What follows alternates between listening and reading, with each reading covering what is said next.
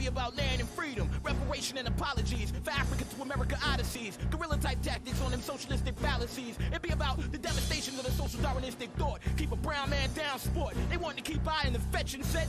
Way Frantz Fanon put it, they lucky I ain't read Wretched yet. Yo. Up in the game now. It's Ray Black, Mr. Chairman of the Mile. I hear the world in all black surround sound. Fabricated so you can't move around now.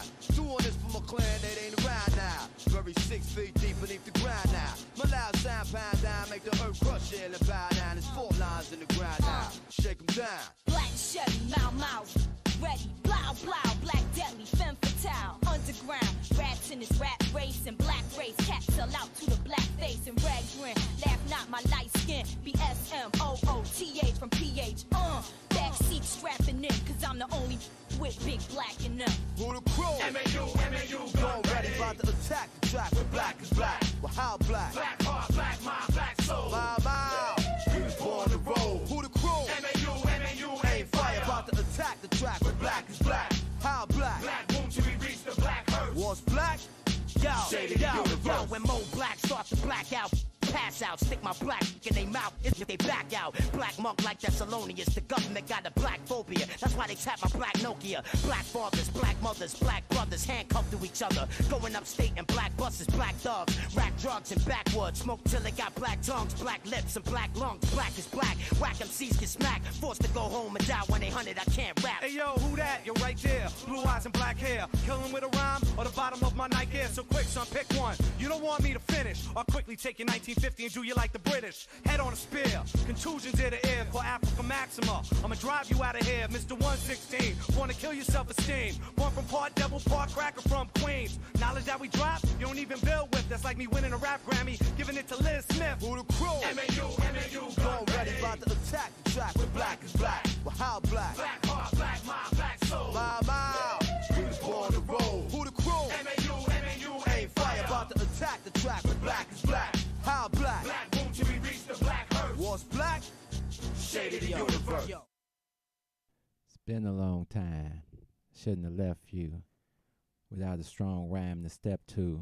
Think of how many weak raps you slept through. Time's up. Sorry I kept you. What's up? Out here trying to do this thing. Had to do a special show because last Thursday we were caught up because it was my wife's birthday, so you had to celebrate the queen. What's up, Thomas? I see you out there.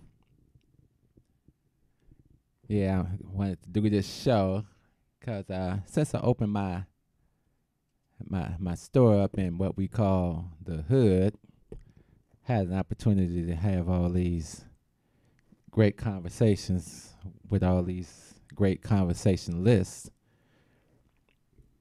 And I realized ain't nobody talking to the people.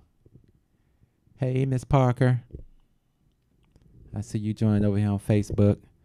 My Facebook people, you should come over to the YouTube side and, YouTube, the show all one word. That's where the graphics and everything are at. The show tonight is called What's the Black Conversation? Because it seems like to me, nobody's talking or nobody's giving direction to the older people. We got a lot of black people that are only concerned with money. Some are only concerned with politics. And I guess it goes together.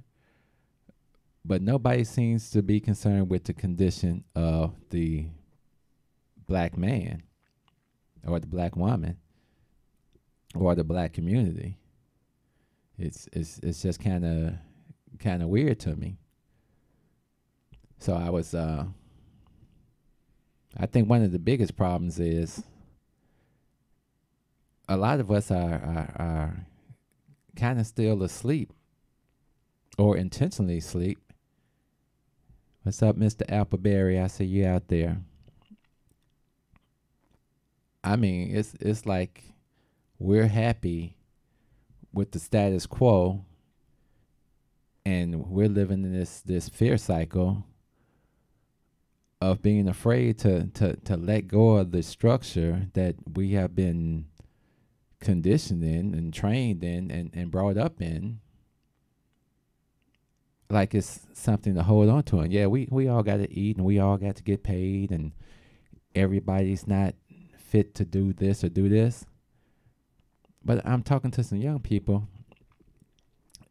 and it's just sad because a lot of them have no idea what they're going to do, but they have an idea of what they don't want to do. So somebody tells me, well, we need this program for the young men. And I say, well, the church and the community center have, oh, no, we don't want to do that.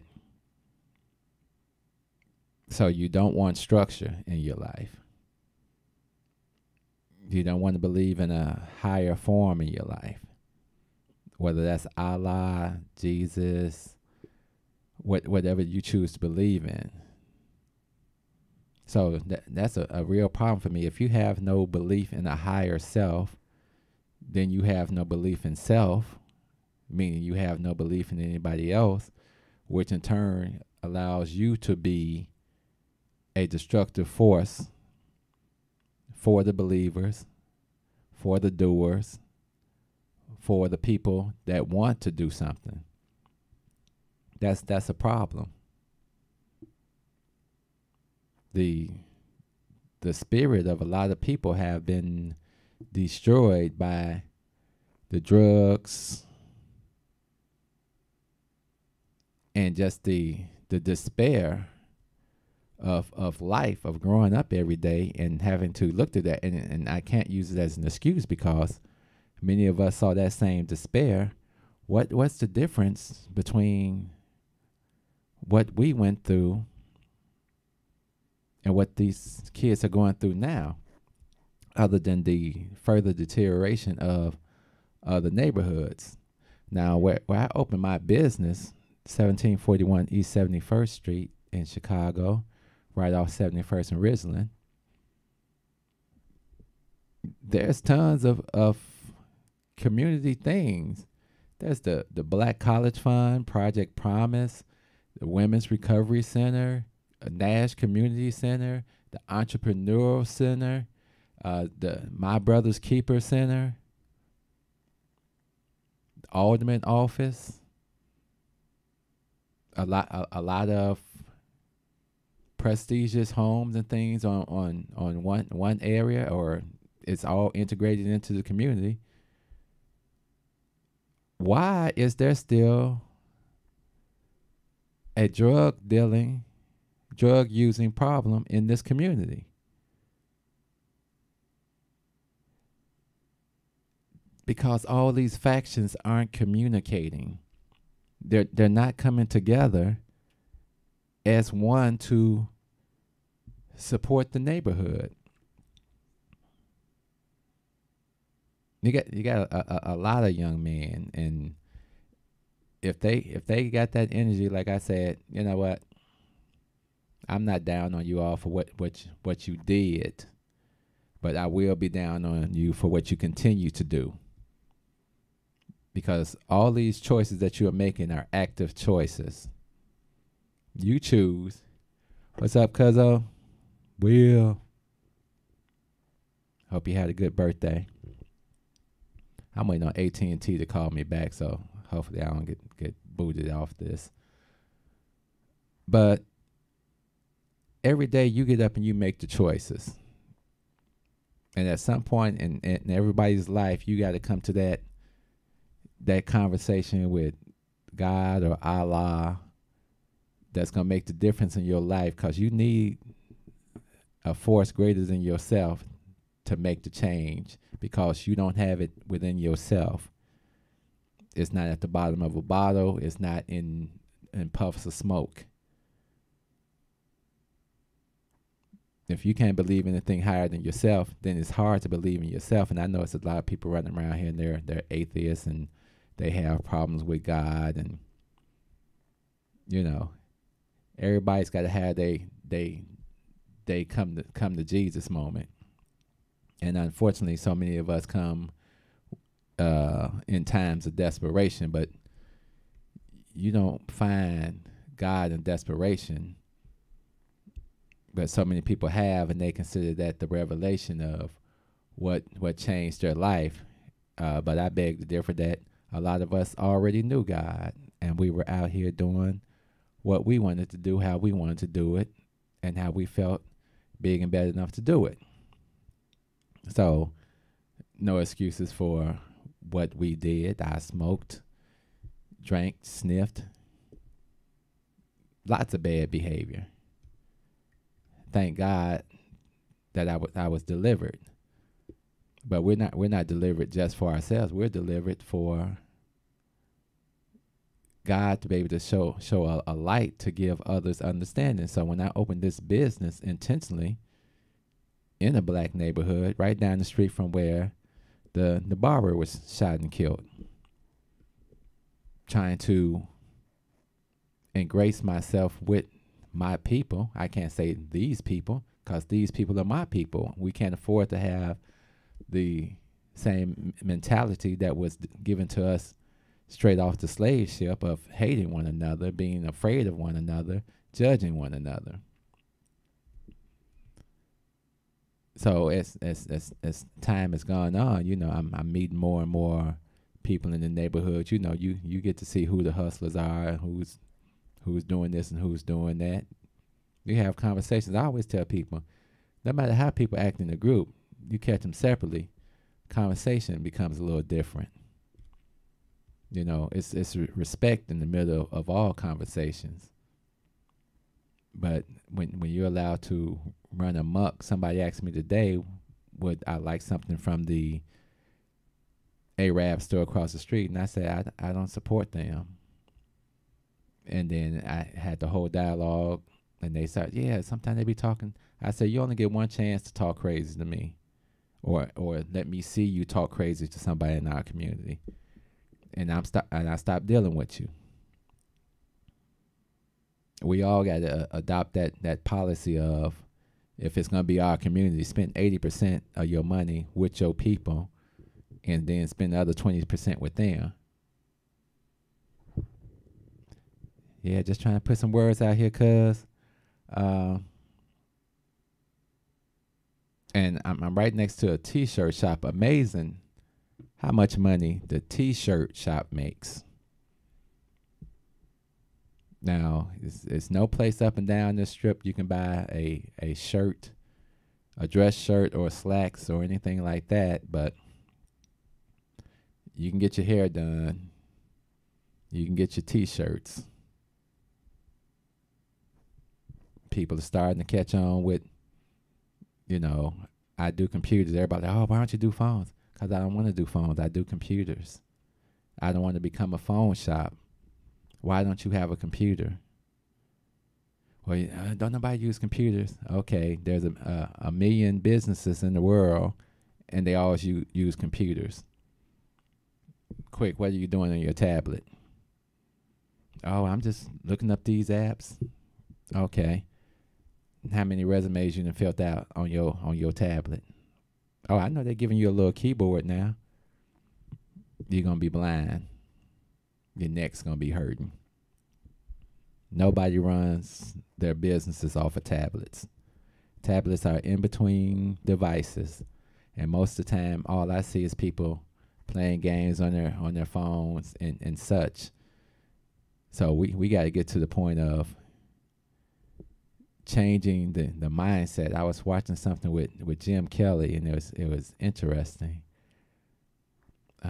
What was he talking about? He was talking about the spirit, and it felt like to me that the spirit of a lot of people are just missing. I want to share this little clip with you, and sorry, the people on Facebook, you would have to come over to the YouTube side at the show and to see it, but you should be able to hear it. It's just a little quick clip. I'll play it right now.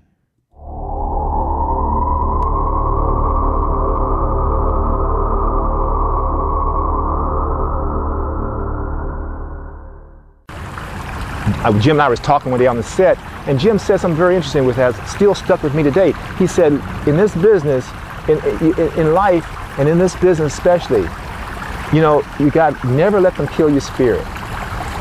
You know, he said they might take your money, they might take your car, they might take your house, but never let them kill your spirit. And I remember that, and that's very true. And I tell people that to myself today. I say, you know, people might take your money, your car, you might take your wife, you might take your girlfriend, they might take a lot of things, but you can't never let anyone take the spirit. And then once that.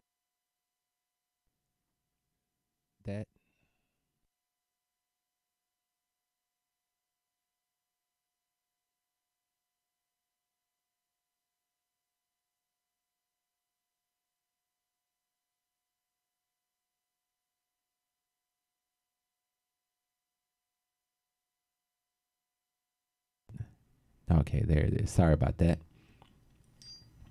He was saying, never let anyone take your spirit. And that is a true statement. Ever since we got here off the boat, the main thing to keep people enslaved was to break the spirit of the slave. Keep him slaved. And when they took the chains off, let's keep him mentally enslaved. Let's convince him that what we say and the way that we live is the right and proper way. Let's keep him confused and chasing our dreams so he'll stay asleep, so he'll stay dedicated to the master, because if you're not doing what the master doing, you're not doing nothing. And all our Negroes that we have out here making good salaries, I just left a job making a good salary. Sometimes you just got to walk away from slavery. It's that whole bondage. Because I'm paying you, I get to treat you any type of way. And the rules are designed by me and made by me. And there's no way you can live without me. Because we do a good job with keeping you niggas in line, keeping you high, keeping you drinking.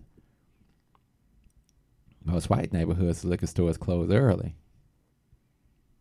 Ain't no lines in front of the liquor stores in a lot of white neighborhoods. Drug epidemic got bad. Oh, let's get all these people help, these opiate addicted people. But black people, no, your ass going to jail. You smoking crack.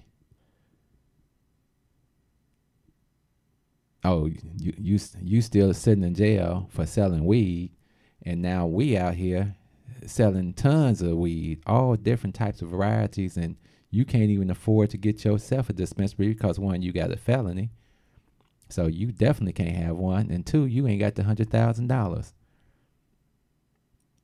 That's why we keep y'all poor and broke and struggling. What Kanye say, we trying to buy back our 40 acres because all we want to do is spend our money. We don't save our money.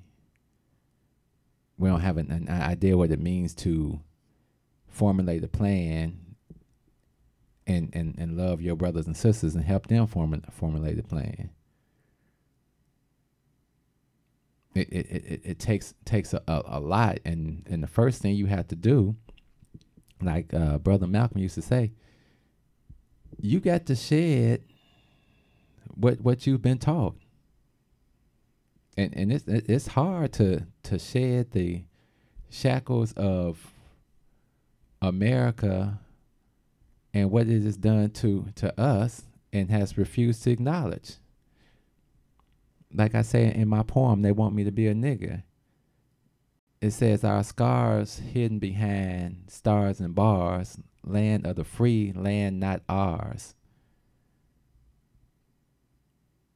They had everything behind this flag, and they want you to stand up and say your pledge allegiance to it. We want you to pledge allegiance to the place that has destroyed you as a people. We want you to embrace it, love it. And we want to fly these Confederate flags and say that's our heritage and we should have a right to heritage. But your heritage can't be the destruction of black people. That's insane. You sound like an existing Klan member. Nobody's fighting for us in political circles. We got elections coming up, and you don't know who to vote for because they're all full of it. Pritzker's full of it. Ron is full of it. Madigan's full of it. Rahm's full of it. He done stepped out. They're all full of it. Because the question never gets answered, what's in it for the black folks? I don't know why we're talking about anything political when for the last 60 years, give or take, there's been forms of reparation bills sitting out there, and they refuse to even vote on it, refuse to even look at it. But they want to put that LGBTQ crap out there.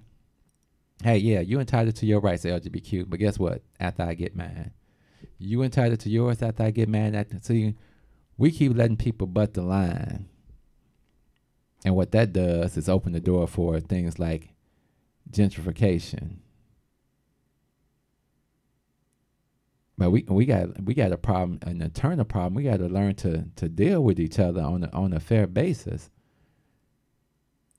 You know, I had a situation. I needed a lawyer to review a small 4-page document, and you know, I can't tell people how to make their prices. So I talked to the black lawyer, and she says that'll be $350. Right? Okay, let me call a couple more people because you smoking. Talk to the white lawyer. The white lawyer says $100, and I'll come down there and meet you at your place of business. Came down, drove down to my business, sat down in the chair, looked over the documents, took all of 5 minutes, said, I really feel ashamed for even charging you $100. Just give me 50. I said, no, you know, you came and you did this. At least let me give you 75. She said that was fair, which it was. Now, I know conditions are built into the world where white people look out for each other on just like that, and then they look at it as a chance to make a connection or a contact that somebody that they can use later. Why can't we be that fair with our own people? The prices at my place are, I know they're low, but I know my people may not have that money at this point in time, so I shouldn't be trying to gouge everybody. The shops that have tried to exist there, the prices have been too high because they're trying to gouge the people.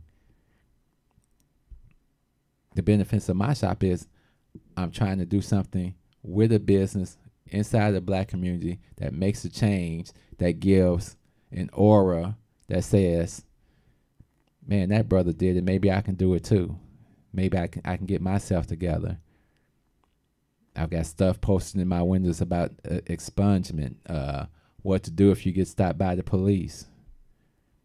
Constant just positive things. Even the crackheads, you know, you're out there talking to them. You're saying, hey, you know, we can still be respectful. It all starts with respect. And that's lacking a lot in the black communities. But like I say, it comes from that which was imposed on us, and it's at the point now a lot of people don't even recognize it, that you've been put into a role, and there's a fear of black people getting outside of that box and actually coming together. It would be an amazing thing for us to get outside of that box, outside of that role that they've put us in, and actually move us into something else. I'll play this other clip I saw with Jim Kelly. Well, Jim Kelly's dead, you all know that. But, you know, sometimes I'm just sitting there going through some things. Let me share this clip with you.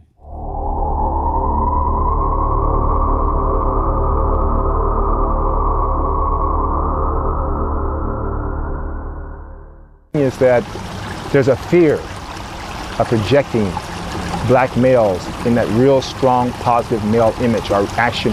You talk about action heroes. There's a fear in Hollywood to project black males in those images. It's amazing to me because we have incredible athletes, basketball players, football players, boxing champions, but why is it in an industry like Hollywood we can't even have an action hero? And you know, it's like when they made the movie Rocky, to me, Rocky was like the great white hope. There's like in the boxing world, there hasn't been a heavyweight champion since Rocky Marciano. But in Hollywood, they created Rocky. All of a sudden, he was bigger than Muhammad Ali. It's like you ask a little kid, who's the greatest fighter in the world? Who's the greatest boxer in the world? Rocky. Rocky?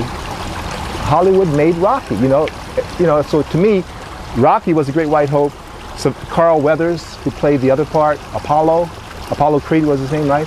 He was like Muhammad Ali.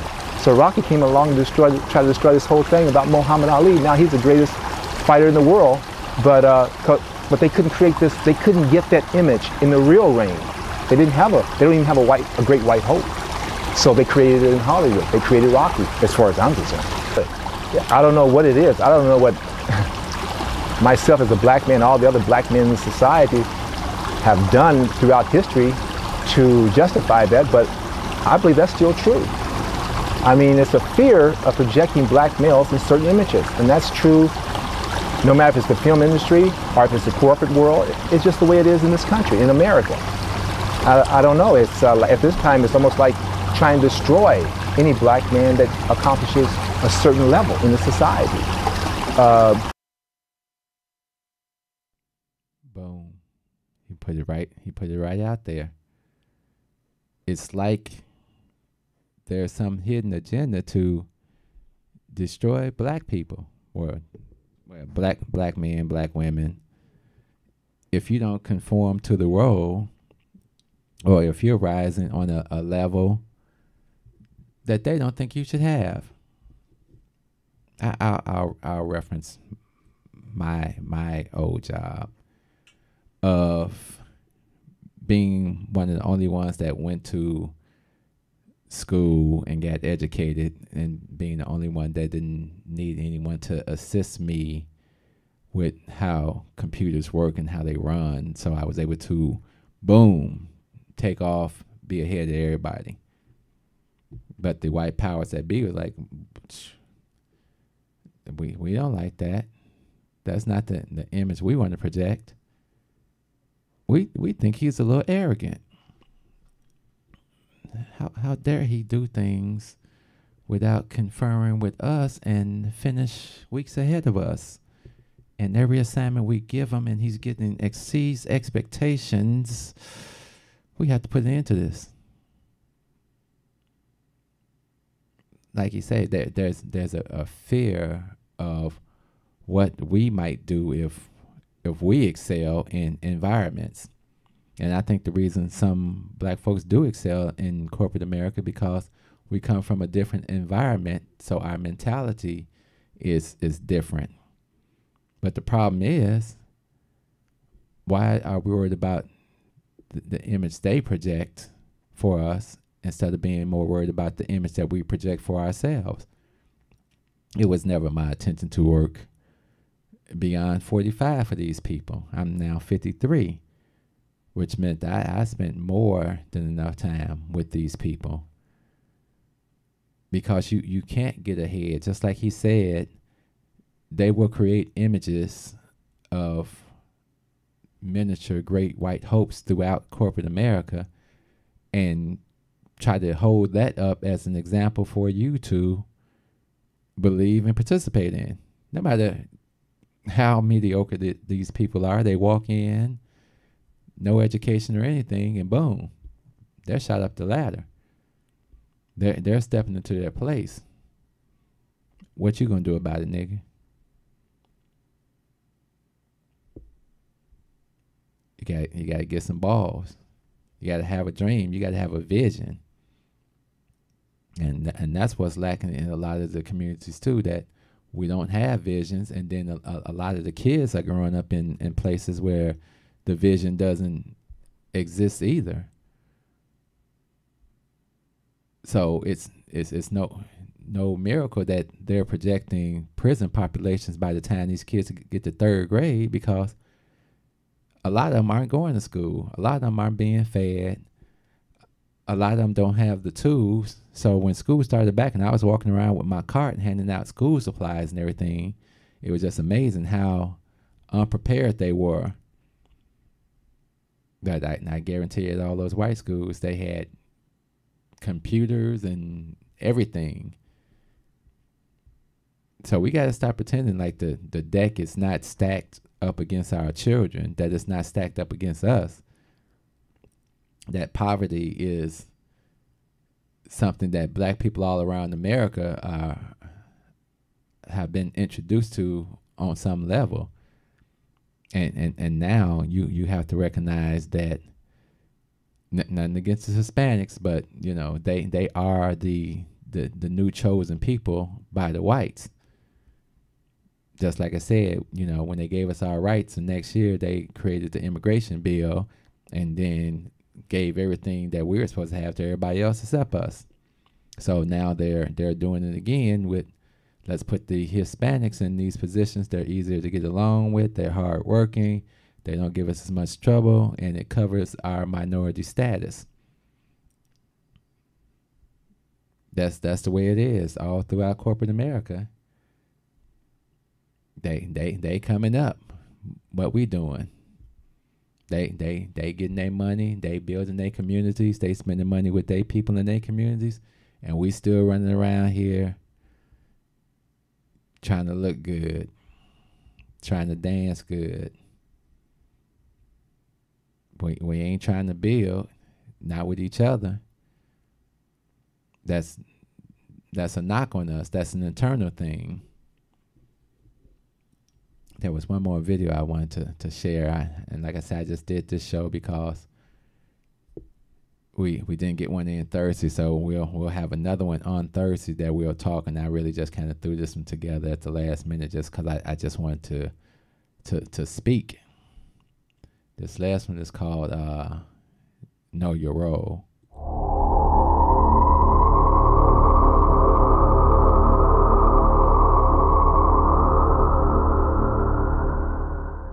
If your movies make money, no. The image is very important. What image you put out there, what image you project. Sometimes in Hollywood, they would prefer not to make money than to project a certain image. It's just the way it is. It's amazing. I know that's hard to believe for some people, but I know it's true. So I don't know. I don't know what the answer is. I really don't. It's like the gap never closes. You know, it never closes. I mean, we see certain types of black actors working, but it hasn't changed that much. It really hasn't changed that much. Like we're talking about black action heroes. Why we don't have any black action heroes? We have what Hollywood is safe with. They're safe with comedy. And hey, I love Eddie Murphy. I think he's an incredible comedian, and I think he should make millions and millions of dollars off of what he does well. But we do more than that. We have other actors, we have other people that can do other things besides comedy and things that are safe in Hollywood. And that's my outlook on it. They fear certain images in Hollywood. You're okay as long as you project a certain image on the screen, but after you go past a certain level, then hey, wait a minute, we can't do that. You know, and it doesn't matter who you are. I don't care if you're Sidney Poitier. I mean, who I have the greatest respect for, incredible actor. I don't care if you're Spike Lee. Spike Lee can only do certain things. That's it, and they're going to control that situation. I don't know. It's what they feel safe with, what they feel comfortable with. After having a president like Barack Obama that they fought for years, and then even at the end did not even speak to any of the people that he recommended for the Supreme Court, just blew them off. We have no respect for you. And then the white man gets in and they push everybody through down our throats. How do you keep believing in that system? How do you keep getting sucked into that system that could give a damn less about you? They're building futures for their grandchildren, not for your grandchildren. And even if you come and work for us, work for them, all you're doing is helping them to build their selves up. Their homes, their 401ks, and everything else that they've put in place, because we haven't put nothing in place ourselves. We about 150 years out of slavery. Physical slavery. The mental slavery still exists, just like Kanye was saying. A lot of us are still kind of locked in to the system. It's like a matrix, and just like Jim Kelly was saying, it's about the image. So when you go to corporate America, they like clean-shaven black men, low cut shirt and tie. Even if everybody else can look like a complete bum. For years, I wore a shirt and tie, and everybody else in the department looked like some alcoholic trailer trash bums. But they were fine with that as long as it was them. When I took off my shirt and tie, what's going on here? You're not portraying the image. So it became a progressive downhill thing because I stepped out of the box. Okay, Richard's changing. He get the whip, whip him. He's not accepting the whip anymore. Let's thank God for being delivered from such a situation. I've been delivered mentally for the longest. And I think we all need to find that deliverance or plan it. I mean, like I said, I was supposed to do it at the age of 45. I'm 53, so it took me 8 years to move to that next level. How much can happen in 8 years in your life that can not only change your life, but change your kids' life and change your grandchildren's life and can change a community? We don't have time to look for leaders. We have to be those leaders that we're looking for. We don't have time to be handcuffed by anything. I got into a debate the other day, or just a couple of weeks ago, with one of the brothers from church about what the role of the church is. I said, we don't have time for what the role of the church is. We have to define what the role of the church is, and we know the main role of the church, but the church has to take on the responsibility in the communities also. That's why I walked down to the church in that neighborhood and said, I'm Brother Richard, blah, blah, blah. What you got going on? Can you show me some programs? I went to all the little businesses, the college fund, the entrepreneur, because I wanted to know what everybody's doing and see if there was any connection with any of them. And there really wasn't. So we need to work to establish that connection and get out into the neighborhoods. You know, they put black people in these positions, in these figurehead positions, and we get nothing done from them. They sit in their little air-conditioned offices, and they don't come out and engage the people. If the people don't know what you're doing because all you do is sit in the office, yeah, sometimes to fish, you got to move around to different fishing holes. You got to throw your information out there like, hey, brothers, we got this. Hey, brothers, we got this. Check this out. I met a brother Muhammad, sitting in a Starbucks. I'm just walking through handing out my flyers. He called me back and asked me, did I know about any programs for the felons? I said, well, this is what we're trying to do, Brother Muhammad. But if I hear about anything, I'm definitely going to hit you. So when I found out about the expungement program and the other things that the church was doing, immediately I hit Brother Muhammad. Hey, they got some programs going on here. Maybe you can introduce this to some of your brothers in your program. We all came over here shackled together.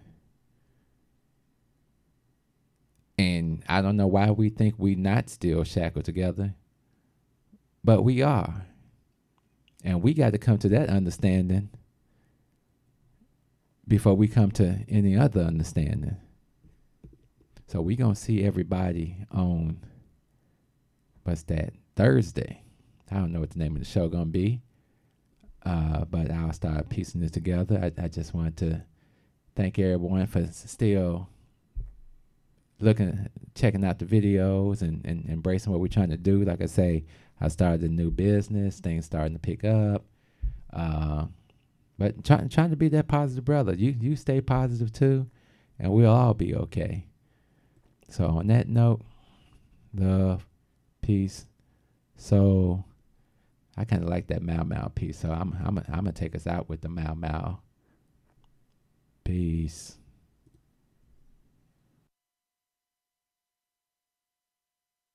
Beat the math. Mau Mau be about land and freedom, reparation and apologies for Africa to America odysseys, guerrilla type tactics on them socialistic fallacies. It be about the devastation of the social Darwinistic thought. Keep a brown man down sport. They want to keep eyeing the fetching set.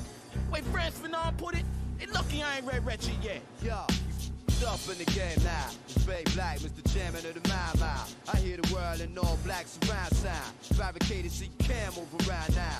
Doing this for my clan that ain't around now. Very 6 feet deep beneath the ground now. My loud sound pound down, make the earth crush it and bow down. There's 4 lines in the ground now. Shake 'em down. Black Chevy, Mau Mau, ready, blow, blow, black deadly, femme fatale, underground, rats in this rap race and black race, cats sell out to the black face and red grin, laugh not my light skin, BSMOOTH from PH, backseat strapping in, cause I'm the only with big black in them. Who the crew? MAU, Gon' ready, about to attack the track where black is black. Well, how black? Black heart, black mind, black soul. Mau Mau, we was born to roll. Who the crew?